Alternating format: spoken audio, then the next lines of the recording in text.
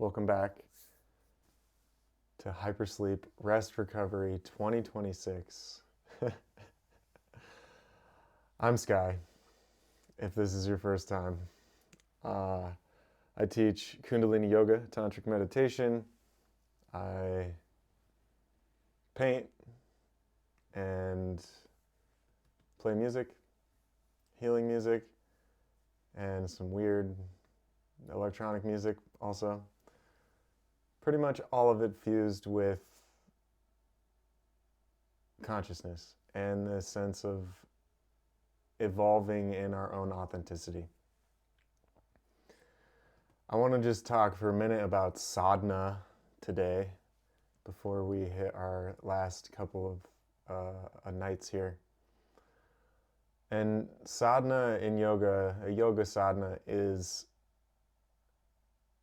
a dedicated daily retreat into the self. I was introduced to sadhana kind of accidentally at first when I started my yoga path after my first knee surgery in 2012. And I took it upon myself to do the same practice every day for about 120 days or so because it allowed me to feel well in my body. It allowed me to gain more strength for where I was at without having to go to the gym and without really having to think about stuff. And I could listen to music while I did it. And I would wake up and I would do about an hour of practice, the same sequence every day. It was kind of like an Ashtanga style. And then very quickly from that, I was introduced to Kundalini Yoga. And I just found it through my own sadhana and my own what else is there out there for this yoga stuff that's making me feel really good? And I found Kundalini Yoga and I started doing some mantras and then a Kundalini Yoga sadhana. And the concept of sadhana is it's a bridge. It's a bridge between who you are and who you want to be, or who you see yourself becoming, a bridge between you now and your highest self. And I'm not saying that you're not attached to, you are attached to your highest self now, and a lot of the decisions that we make are attached to that, to that, the wanting to become better. A lot of people come to yoga because they want to be flexible in their body and mind, and they want to build strength in a new way, or they want to explore consciousness, or they have a goal. And then after a bit, the goal becomes being present a lot of the time. And sadhana is a way that we can anchor to presence every day. And in Kundalini and Tantra, and in traditional, the 8-limb path of yoga, the yoga of the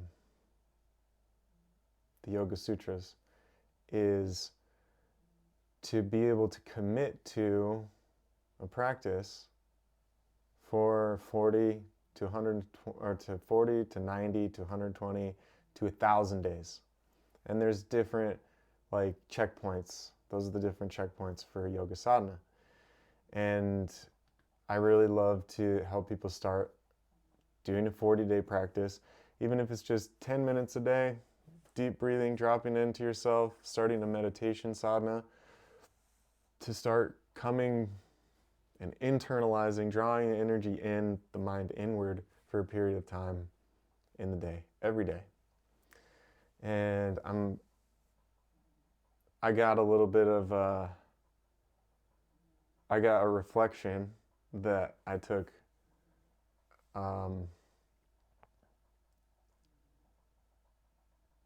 that I don't always show up here and I'm like, yay, yoga, and super enthusiastic, right? And it's like we go through ebbs and flows in our life.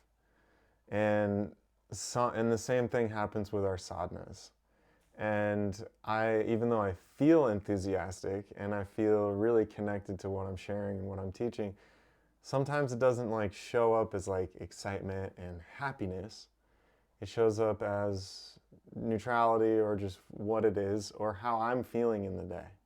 And sadhana is a way that we can start to recognize how we're feeling in the day, because that consciousness, that deposit of consciousness that we make, opens us to more awareness throughout the rest of the day. So we start to recognize our reactions, we start to recognize what makes us feel like we're staying in alignment, what is taking us out of alignment, the things that we wish to evolve in our lives, or the things that we are called to let go of, the things that, the desires that we want to bring about in our life. And sadhana is the path and the bridge to all of that. It's just like with my art, okay, having like an art sadhana or an art practice that you do every day to help kind of grease that mechanism, light those pathways up in your brain. And yoga is a systematic way to not only unlock higher consciousness, optimum health, being a human being, but integrate it so that it becomes second nature. And that's the biggest benefit of consistently showing up for your sadhana and doing a practice, is that eventually the rest of your day starts to reflect the sadhana, and it starts to reflect the breath that you're doing. You do alternate nostril breathing for 31 minutes every morning, per se. That's a sadhana, right? For 40 days. And then you start to recognize throughout the day what nostril you're breathing through, which one's dominant, or the different states that it leads to, and it just opens our awareness. And Kundalini Yoga is the yoga of awareness. And it's powerful. Sometimes I would say, for me, I'm always looking for more awareness, and I'm just like, thank you. That's that Waheguru kind of attitude, is like, thank you. Like, I know now what I didn't know, or I know now what I didn't even know that I didn't know. And it's just such a gift to have this awareness.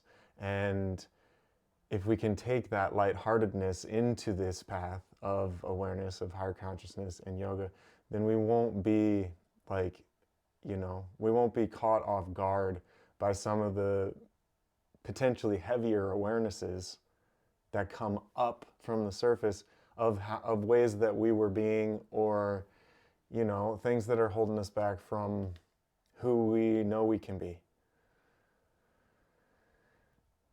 That's a pretty perfect segue into our meditation for tonight, which the mantra is So Hum. And some traditions go hum so, so hum. And in the tantric tradition of the Himalayas, we use so hum, and the syllable so is infinity. It's the experience of infinity. And then hum means I am that. And so hum means infinity, I am that, right? And then hum so would be I am that infinity. And when we talk about like what is infinity, infinity is pure consciousness. Infinity is, it's the oneness, the effect of oneness and immortality of our individual soul, the collective soul, and all of it. Infinity is God, is spirit. And so when we connect with this mantra, So Hum, infinity, I am that, we're leading our consciousness into understanding that whatever we're going to become, whatever we aim at, whatever we're evolving to be, we already are. And So Hum means that. Infinity, I am that. What I am to be, I already am. Because if we're infinity, then we're already the person that we want to be. We're already healed. We're already living that in a way, and we're just taking the steps to kind of join that vision into reality. And this, taken on as a sadhana, can help. I think some of the more simple sadhanas end up being the most challenging because the rewards don't come overnight. I wish they did. I wish it was like buying a lottery ticket, and sometimes you will find a mantra or a practice on your path that will just absolutely blow your mind the first time that you do it, and you'll be changed forever. And then as you progressively practice that, it continues to unfold. It continues to help you, to help you lift awareness and release impressions, whatever is going to keep you on the path. But for most practitioners, and myself included, we need to dedicate ourselves to something for a little while before we feel the effects or we feel mastery over that aspect of our consciousness or lives. And so 40 days it takes 40 days to break a habit. So if you're doing a mantra to or if you're doing a practice to, overcome something, stick to it for 40 days and then you can overcome it.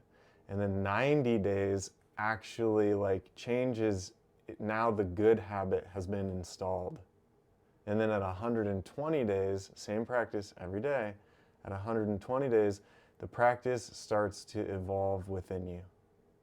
And then after 1,000 days in a row, I still have not done 1,000 days sadhana. It's like every day, every morning, we wake up with the opportunity to make it day 1 or day 0, And so being able to choose something and stick to it for 1,000 days, then the practice, you are a master of that practice, or you unlock whatever superpower is associated with that practice. And then whenever you come back to it later in your life, you get that full effect.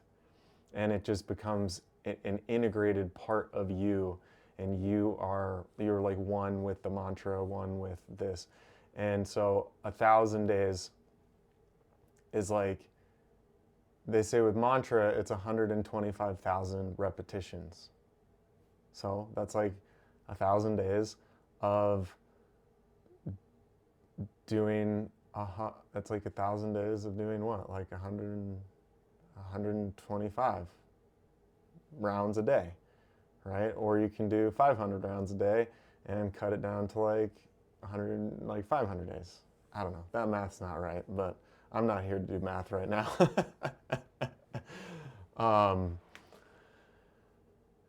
And so there's these different thresholds for our consciousness, and it has to do with discipline, but it also has to do with rewiring the neural networking of our brain, and it creates neuroplasticity because as we're doing practice, we're not doing something else, and that's why yoga is so powerful for recovery, creative recovery, addiction recovery, physical recovery, all of these things, because when you're in practice, you're not doing the other thing. You're not doing the thing that's damaging you.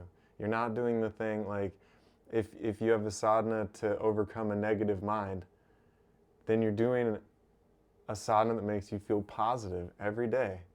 And inside of that, it starts to shift your awareness to a more positive state naturally, right? So that's good. I am done. We're going to spend about 15 minutes in this meditation. So hum. We will hold Gyan Mudra, first fingers and thumbs together, the Jupiter Mudra, just on the knees, palms up, and holding a gentle spine. And this isn't like a specific Kriya, so we don't have to tune in. We can, if you want, but I think we'll just drop in. So you can close your eyes.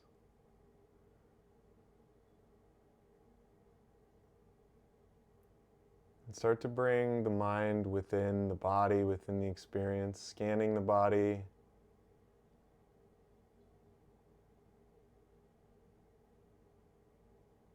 Tuning to the energy that's present for you right now.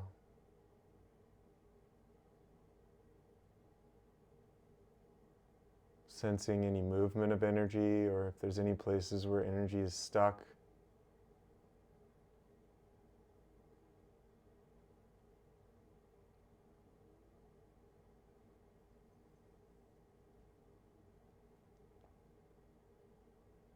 And then sensing the level of mind. Are your thoughts racing? Is it easy for you to kind of draw the mind inward into the stillness of being? There may still be some thoughts, but doing your best to detach from thought consciousness, this stream. You can literally see it as a stream. Each thought, a leaf in the stream. Just coming in and gently flowing out of your awareness. And you're the watcher sitting on the bank of the stream.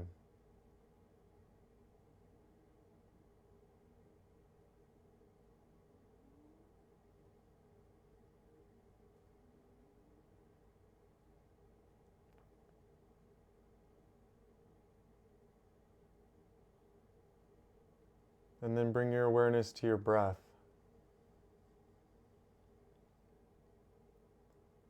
How is the breath living in you?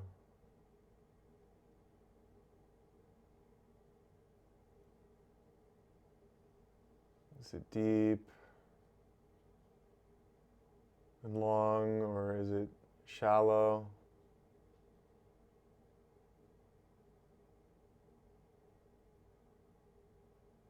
Somewhere in between.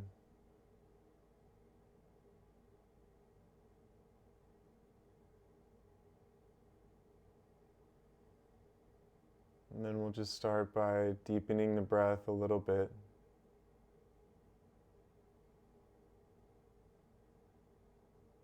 And relaxing the body, relaxing the legs, the hips. Relaxing through the belly, the chest, the arms, the shoulders drop.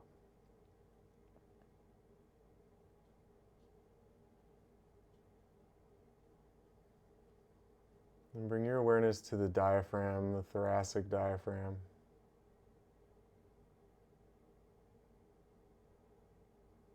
Just between the navel and the heart.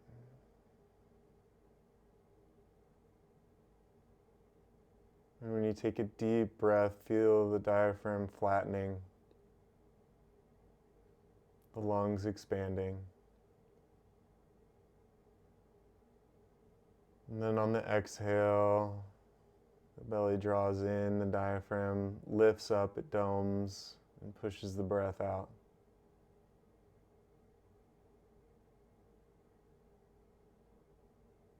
Just coming into some somatic body awareness and feeling the body. Feeling the breath, bringing refreshed air, oxygen in. Nourishment as you deeply inhale.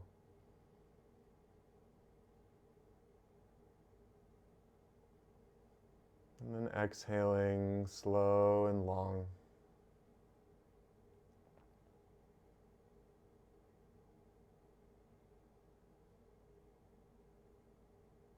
And you can pause just for a moment at the top of the full inhale. And then on the exhale, just see the impurities of the blood, and the waste, the CO2, exhaling out. With each breath, you're nourishing, drawing light and prana into the body.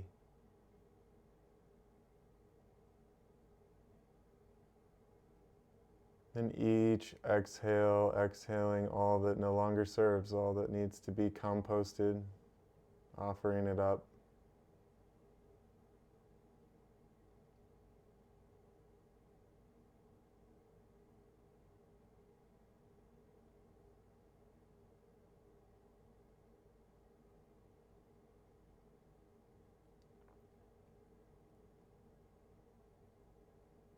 And then allow the mind to anchor to a place within the being, within the body, either the heart, you can keep it at the navel if you want, the navel, the heart, maybe the throat. And keep taking deep breaths. You can focus at the tip of the nose, at the entrance of the nostrils and the breath there.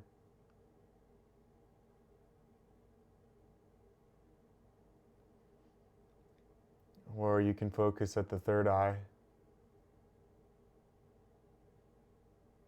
Or if it helps the mind to stay engaged, you can allow the awareness to move up and down the spine.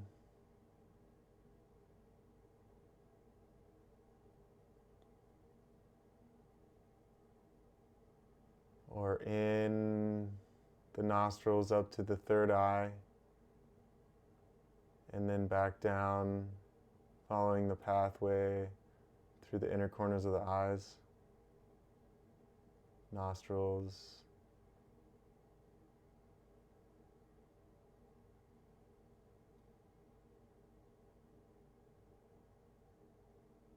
And as you settle into your breath, begin to listen to the breath. You're listening with your consciousness, listening internally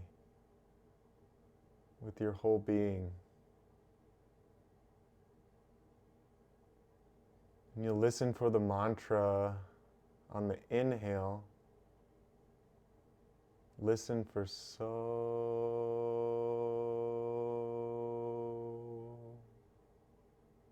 And on the exhale, hum.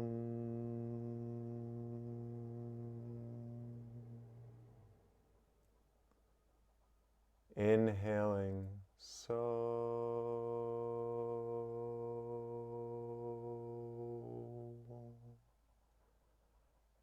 Exhaling hum.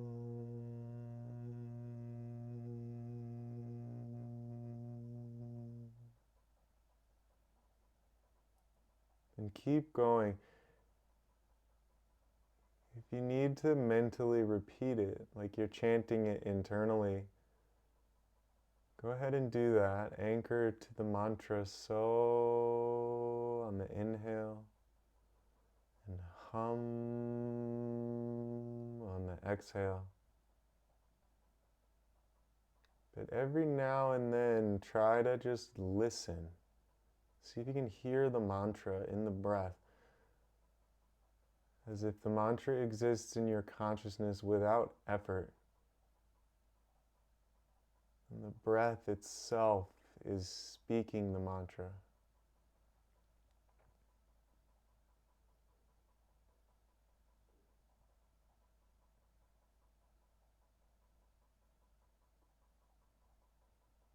And connecting to the essence of the mantra, you are infinity.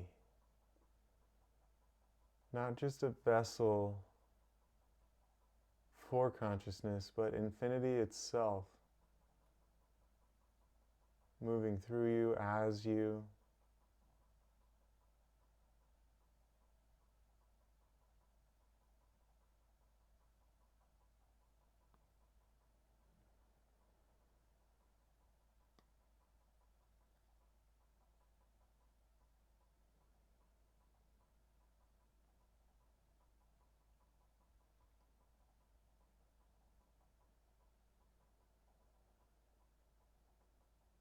And as you deepen this practice, you might naturally start to engage Ujjayi pranayam, the slight constriction in the throat.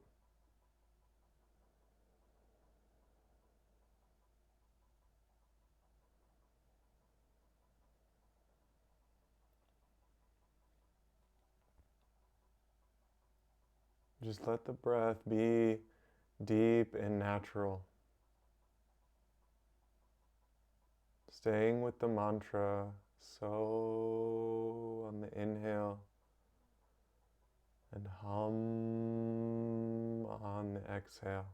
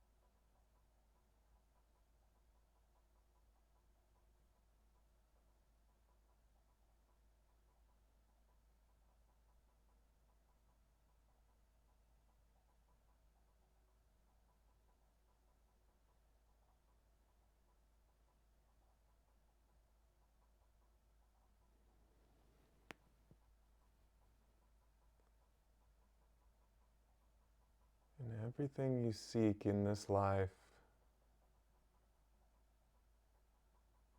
is already within you.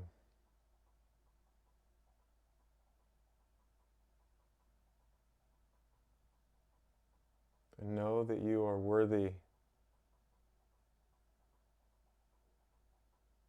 And know that what you want, the universe wants for you.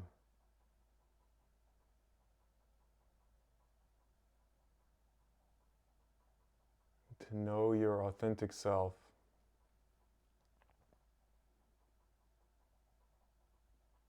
to be happy, fulfilled,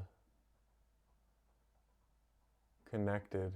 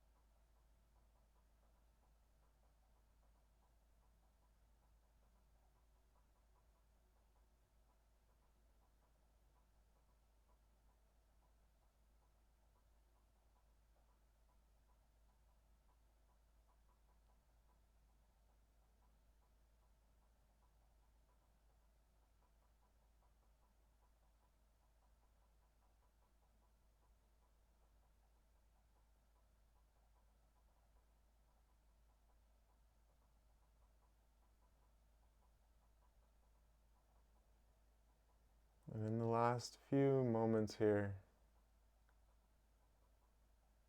allow all the worry,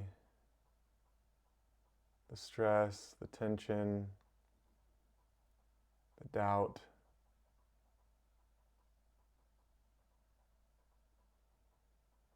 allow it to rise, allow it to release, offer it up.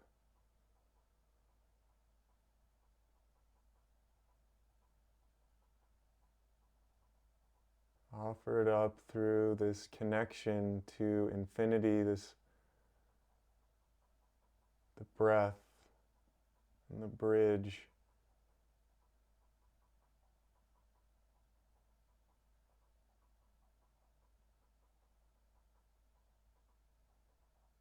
And just feel for a moment or two what it feels like to be on the other side of the bridge, where you've shed the worry, the stress, the doubt. You've completed your mission.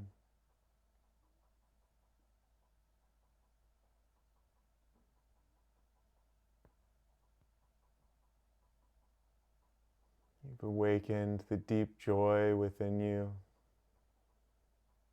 the light of consciousness,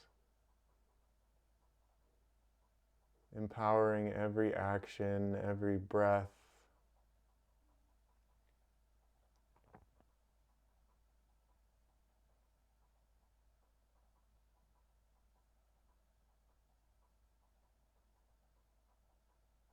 No longer weighed down by the challenges or struggles, whatever you perceived as a problem currently.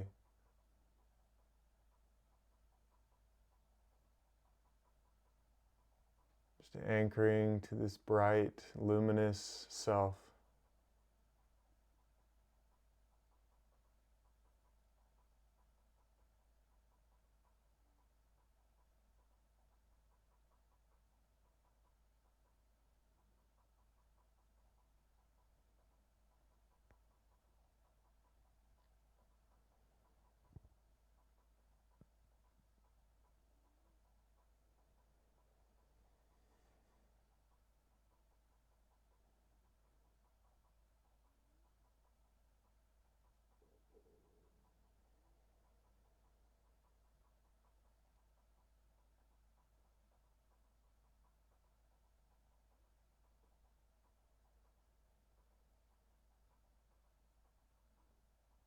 And the more that you can come to this place,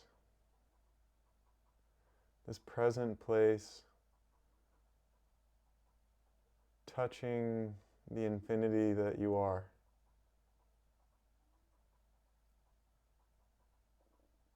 that you've already completed your goal, you've already overcome the blocks, the challenges to your higher creative potential.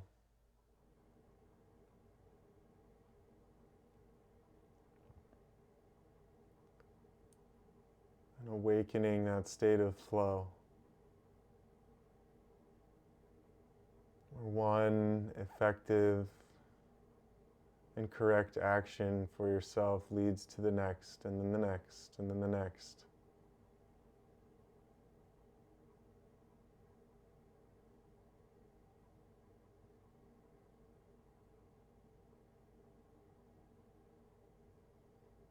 And just for a moment longer, allowing the nervous system to feel and memorize this state of being,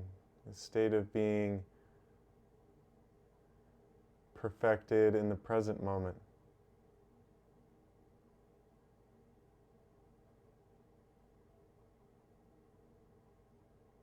Accepted by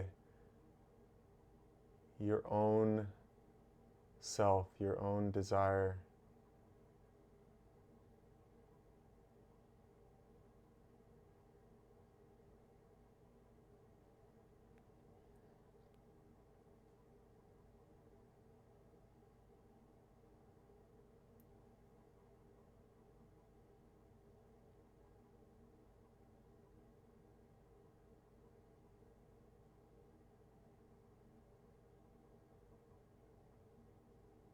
And you can begin to deepen your breath once more, consciously feeling into the body.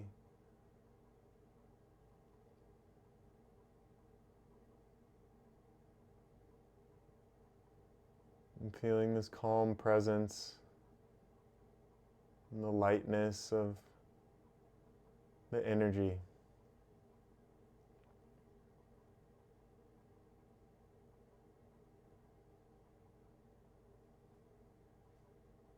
Can begin to bring some gentle movement back to the fingers, the toes.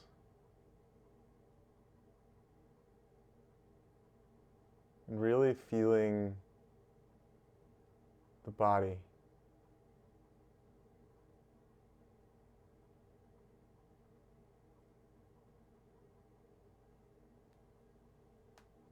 Bringing a little bit more movement back. You can stretch the arms out, circle the wrists.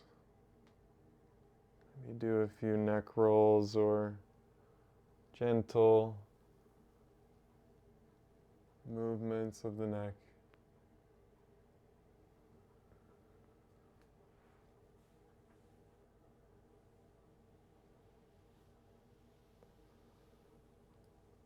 And then you can bring yourself back into the space.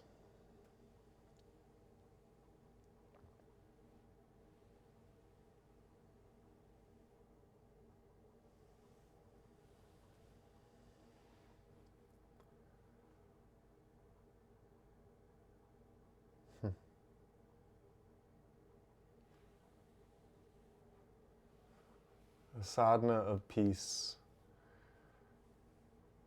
can only lead to more of the same. When we give weight to our negative mind, to our neuroses, to our cyclical thinking patterns, we're rebirthed each day deeper and deeper and deeper into them.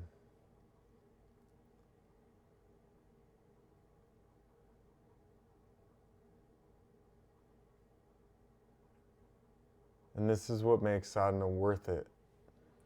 When we find these pockets of bliss, and they become more often, more regular, more often, more consistent,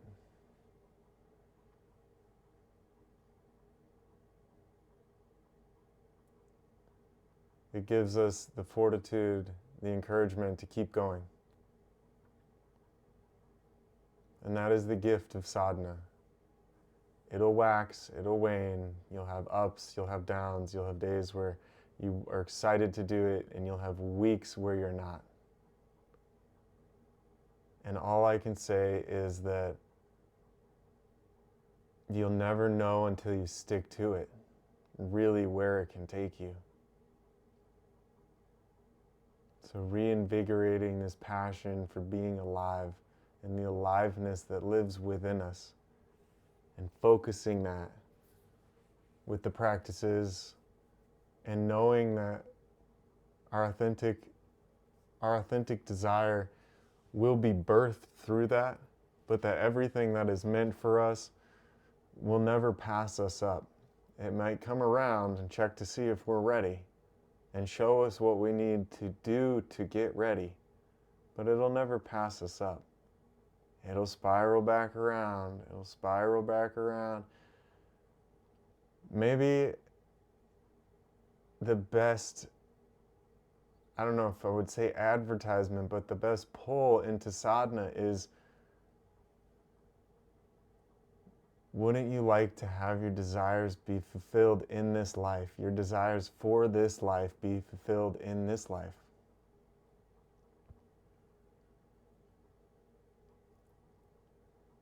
I really appreciate you.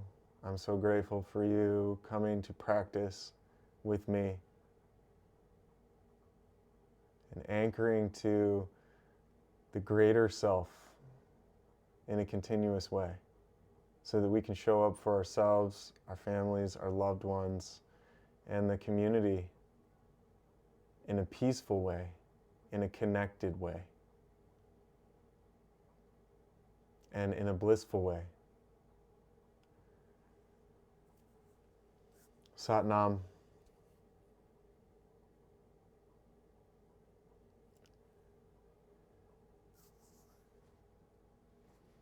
You're very welcome. Thank you. I'm immensely grateful for you being here and here now in the eternal moment. It takes strength to desire and to want to be better and to have a better life and to heal, and it's not easy. It definitely doesn't start easy.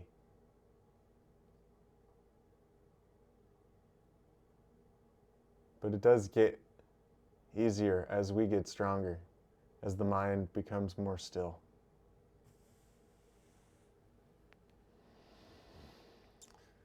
Tomorrow, breath work. I'm getting on like 2:15 p.m., 2:30, 2:25-ish.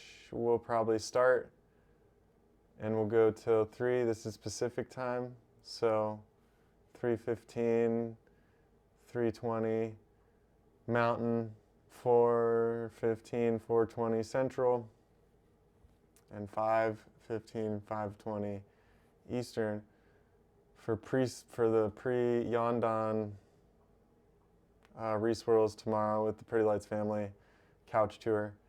And then tomorrow night at 11 p.m. So at 11 p.m. Pacific, which is going to be 1 a.m. for you, Friday night, I'm going to be doing a Hyperspace Lightwave set, a sound healing set.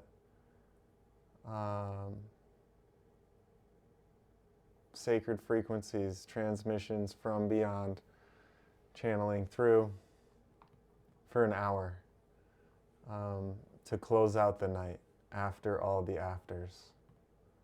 And 4:20, so you're in Central Time. That's nice. I'm not gonna lie, I do miss smoking weed a little bit. I haven't smoked weed in, I don't know. I could probably look it up. Well, I guess it's been like 150 days now. That's a long time. I think that's the most I've gone, like the longest I've gone in my 153 days. It's the longest I've gone since my first toke, I believe. So, who knows? Maybe it'll come back in. Maybe not. I've been feeling really good. And, but there are some times that I miss it. Yeah, that happens. that happens. I think especially after, I'll give some context for anybody that can't see the chat. Like when it had been a year. That's, damn. That's a, yeah, that's a long time. And I don't know. It's like I think I don't crave it. I definitely don't crave it. And obviously it's legal where I live, and I could go get it if I wanted to. And I just have been enjoying. Like I truly have been enjoying like feeling everything and not convincing myself I need to like, I didn't really ever use it as an escape, but I did use it as kind of pain control medicine, and it did, and it does like help uh, the attention stuff too. But I realized like with daily meditation and daily breathing and like and dedicating myself to the tools that I know that work, regardless of if I'm using that tool, it's like, I don't know. I think I've been able to hold a continuity of consciousness longer. And the lucid dreams are wild also, giving up cannabis. So, yeah, there's my little spiel. I'll sign off here, and I'll see you tomorrow for day 30. 2 more days left on this mission. Yeah. See you soon.